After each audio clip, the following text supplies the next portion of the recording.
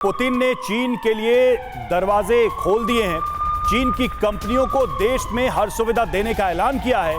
पश्चिमी कंपनियों की जगह लेंगी चीनी कंपनियां। रूसी राष्ट्रपति का ऐलान, लिखेंगे रिश्तों की नई इबारत। तो ये वो पुतिन का प्लान है जिसके जरिए वो अमेरिका के हर सैंक्शन का जवाब देने की तैयारी कर रहे हैं। एक तरफ अमेरिकन कंपनीज को बैन किया गया रूस में, वहीं दूसरी तरफ चीन के लिए दरवाजे खोले जा रहे हैं ताकि जो भी एक प्रोजेक्टेड लॉस की बात कही जा रही थी उसकी बड़ी भरपाई की जा सके। और बिल्कुल देखिए रवि, पहले से इस बात की पूरी संभावना जाहिर की जा रही थी कि जो ये दौरा होगा 22 तारीख तक का, इसमें फाइनेंशियल और जो बिजनेस टाइज हैं उन्हें और ज्यादा मजबूत करने पर भी फोकस होगा। तो आइए देखते हैं कि कैसे पुतिन ने बीजिंग के लिए अपने देश को पूरी तरह से खोल दिया है बिग वॉल के जरिए।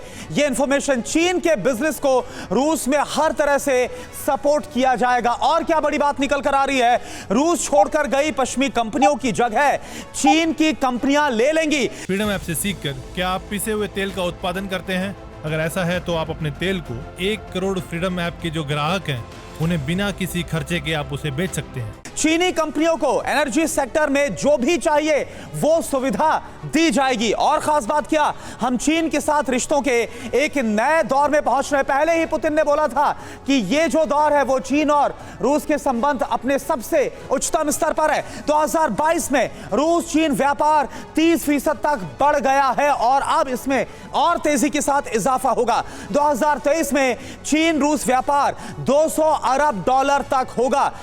इसके अलावा क्या जानकारी, कई मोर्चों पर मजबूत रिश्ते का लाभ दोनों देशों के नागरिकों को भी मिलेगा। यह जो खबर है वो निकलकर सामने आ रही है। रविंदर सचदेवा सर, मेरा सवाल आपसे, क्योंकि संभावना तो थी कि इसमें युद्ध तो एक मैटर हो सकता है, लेकिन कैसे बिजनेस और जो फाइनेंशियल संबंध है उन्हें मजबूत किया जाए, प्रगाढ़ किया जाए, और अब वही खबर सामने आ रही है। किस तरह से आप इस डेवलपमेंट को देख रहे हैं?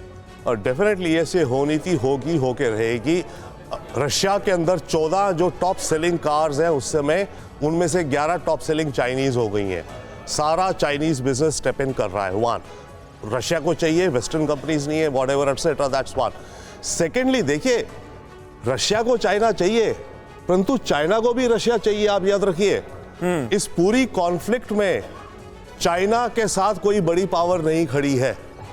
चाइना अकेला है, बाय द वे, राइट। लेकिन अब रूस खड़ा हुआ नजर आ रहा है। exactly. राजेश कुमार जी, मुझे ये बताइए कि रूस और चीन के संबंध तो बहुत लंबे समय से अच्छे रहे हैं, मजबूत रणनीतिक साझेदारी दोनों देशों के बीच रही है, सोवियत संघ और पीपल्स रिपब्लिक ऑफ चाइना के जमाने से। लेकिन आज ये रिश्ते जो नजर आ रहे हैं, इसे आप मजबूरी मानेंगे, वक्त की जरूरत मानेंगे, या फिर कुछ बहुत बड़ा होता हुआ आप देख रहे हैं?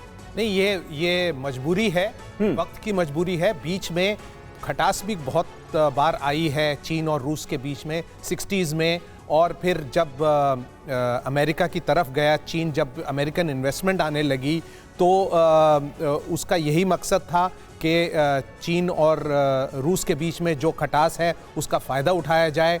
लेकिन जिस तरह से अब ये सिचुएशन आ गई है, यहाँ पे दोनों के बीच में बहुत ही ज़्यादा कोऑर्डिनेशन है और सारे रॉ मटेरियल्स रशिया से आएंगे और सारी चीज़ें चीन में बनकर और वो रूस में बेची जाएंगी।